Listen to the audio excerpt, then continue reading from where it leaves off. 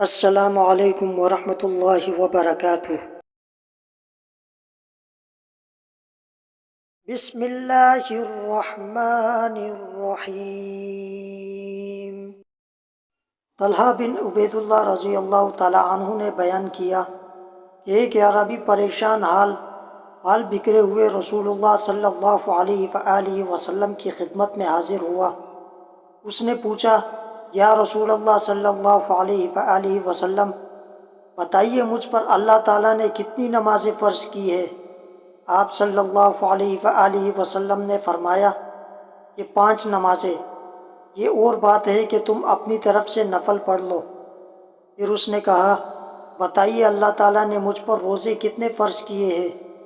آن حضرت صلی اللہ علیہ وآلہ وسلم نے فرمایا کہ رمضان کے مہینے کے۔ یہ اور بات ہے کہ تم خود اپنے طور پر کچھ نفلی روزے اور بھی رکھ لو۔ پھر اس نے پوچھا، اور بتائیے زکوٰۃ کس طرح مجھ پر اللہ تعالیٰ نے فرض کی ہے؟ آپ صلی اللہ علیہ وآلہ وسلم نے اسے شرع اسلام کی باتیں بتا دیں۔ جب اس اعرابی نے کہا، اس ذات کی قسم جس نے آپ صلی اللہ علیہ وآلہ وسلم کو عزت دی، نہ میں اس سے جو اللہ تعالیٰ نے مجھ پر فرض کر دیا ہے کچھ بڑھاؤں گا اور نہ کچھ گھٹاؤں گا۔ اس پر رسول اللہ صلی اللہ علیہ وآلہ وسلم نے فرمایا، اگر اس نے سچ کہا تو یہ مراد کو پہنچا، یا آپ صلی اللہ علیہ وآلہ وسلم نے یہ فرمایا کہ اگر سچ کہا ہے تو جنت میں جائے گا۔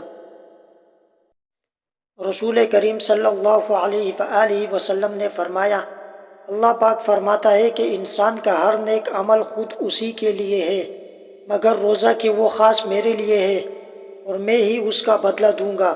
اور روزہ گناہوں کی ایک ڈال ہے، اگر کوئی روزے سے ہو تو اسے فحش گوئی نہ کرنی چاہیے اور نہ شور مچائے۔ اگر کوئی شخص اس کو گالی دے یا لڑنا چاہے تو اس کا جواب صرف یہ ہو کہ میں ایک روزے دار آدمی ہوں۔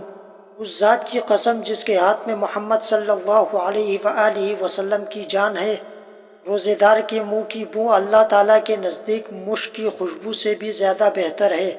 روزے دار کو 2 خوشیاں حاصل ہوں گی، ایک تو جب وہ افطار کرتا ہے تو خوش ہوتا ہے، اور دوسرے جب وہ اپنے رب سے ملاقات کرے گا تو اپنے روزے کا ثواب پا کر خوش ہوگا۔